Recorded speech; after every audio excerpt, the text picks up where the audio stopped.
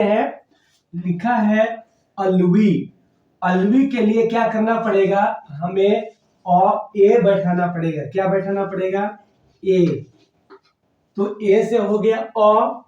अब ल लिखना है तो एल और उसके बाद ए लगाएंगे तो होगा ल। और वी है तो डब्ल्यू लगाइए या वी लगाइए, दोनों से वह होता है। और बड़ी की मात्रा बैठानी है तो हमें डबल ई लगाना पड़ेगा। ये हो गया अ, ल और वी, अलवी। अमन, ए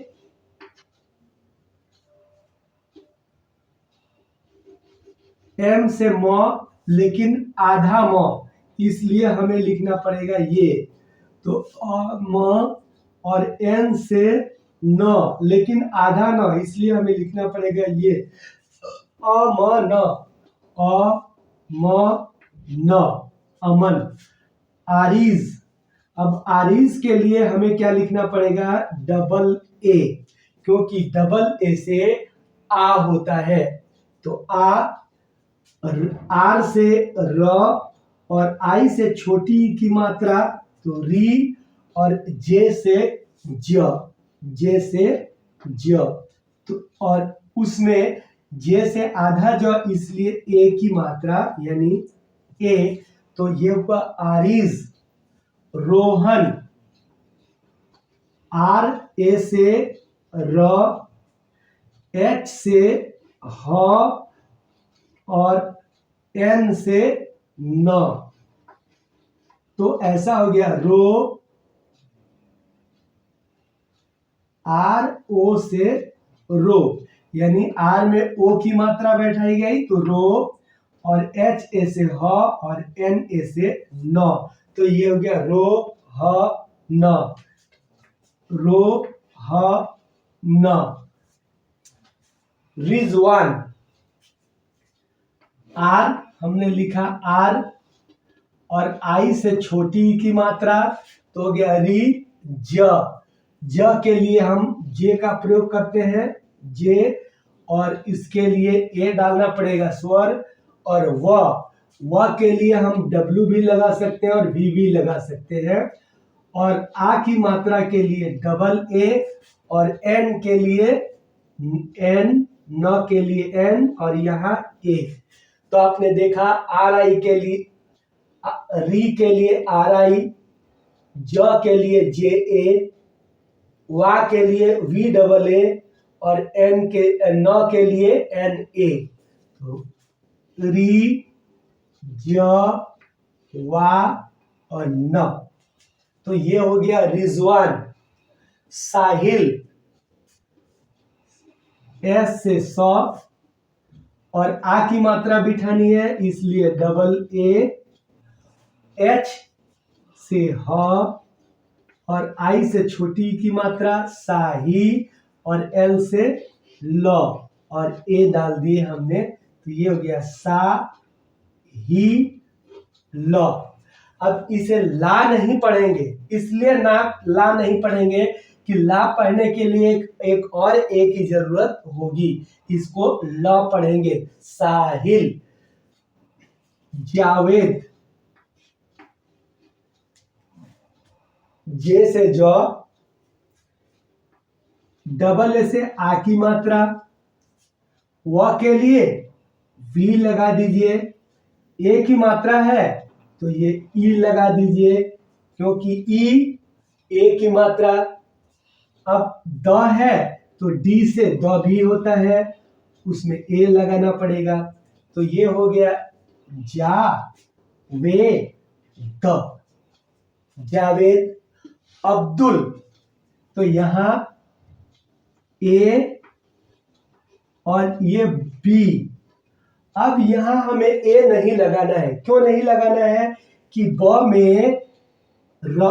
ब में स्वर नहीं है और ये आधा है, इसलिए क्या है बी होगा। और उसके बाद द के लिए डी, और यहां छोटा उ की मात्रा के लिए यू, और एल के लिए लॉ। तो इस तरह से हो गया ये अब्दू और ये लॉ, तो अब्दुल।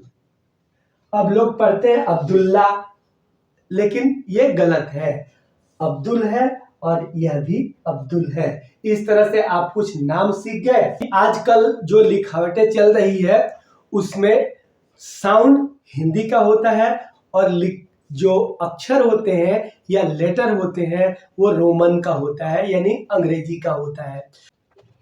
मैं बाजार जा रहा हूँ, तो मैं बाजार जा रहा हूँ इसको इंग्लिश में लिखना है, तो कैसे लिखेंगे?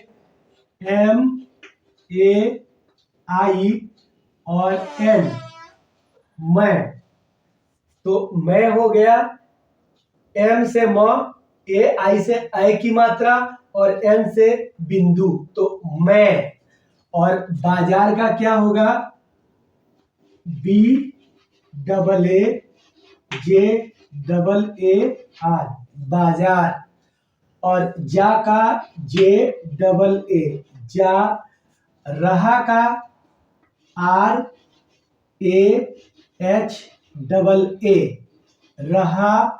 और हूं के लिए HOON, क्योंकि डबल ओ से बड़ा ऊ होता है और एन से बिंदु कहें या चंद्र बिंदु कहें, तो हूं। अब इस तरह से हो गया, मैं बाजार जा रहा हूं। अब इसी को क्या बोलते हैं? इंग्लिश। अब इंग्लिश का मतलब क्या हो गया कि हिंदी की उच्चारण रहेंगे और इंग्लिश की लेटर रहेंगे। वह मुझे मुझसे प्रश्न पूछा, तो उसके लिए क्या होगा? वह के लिए क्या होगा? WAHA, वह मुझसे, तो M लगाया, छोटा ऊ के लिए U लगाया, JH से झ होता है तो JHA लगाया, झ। और SE से, तो मुझ से। वह मुझसे प्रश्न, PRA से प्र, और आधा सौ है तो हम उसके लिए SH लिखेंगे। क्यों लिखेंगे? कि SH का मतलब 100 होता है, कैसा? आधा सौ। इसमें स्वर नहीं है, केवल व्यंजन है, तो यहां भी केवल व्यंजन है, इसलिए SH लिखना होगा, लेकिन A नहीं लिखेंगे। और इसके बाद से N और A, तो ये हो गया प्रश्न। क्या हो गया? प्रश्न। ये हो गया प्र, ये आधा सौ और ये न। अब पूछा, P और डबल O से बड़ा ऊ की मात्रा और CHH से छ और A की मात्रा, आ की मात्रा छा, पूछा। तो वह मुझसे प्रश्न पूछा, ये पू और CHHA से छा, पूछा। तो वह मुझसे प्रश्न पूछा। तो इस तरह से हम इंग्लिश को सीख सकते हैं। राधा मेरे घर आई। अब इसे बनाना है तो कैसे बनाएंगे?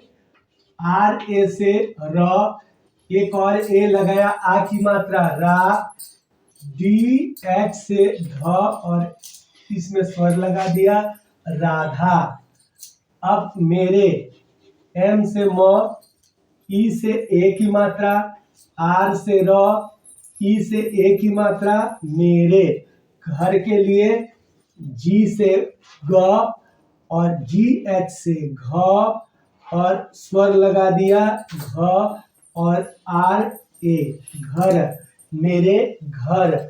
आई, आई के लिए डबल A और डबल E, क्योंकि आ, डबल ए से आ और डबल ई से बड़ी, तो आई। ठीक है, राधा मेरे घर आई।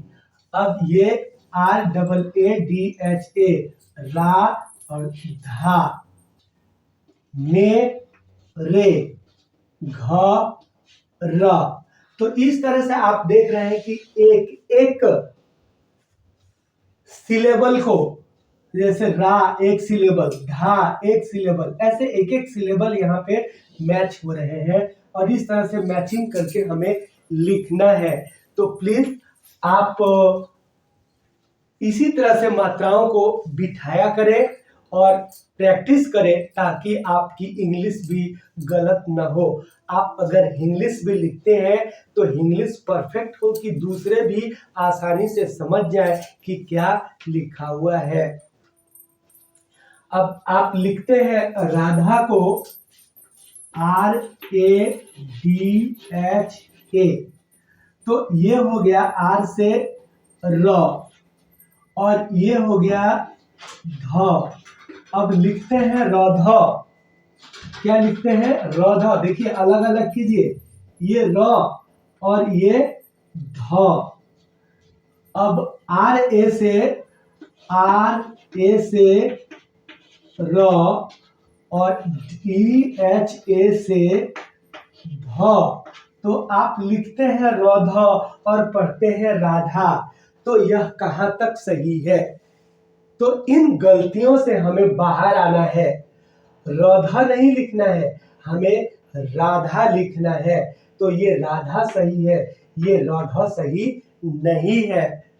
अब हम लिख दिए इस तरह से राधा और दूसरा कोई पढ़ेगा राधा, ये राधा क्या होता है?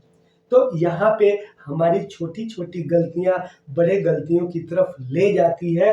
तो इन छोटे गलतियों से बचना है तो हमें मात्राओं को सीखना है।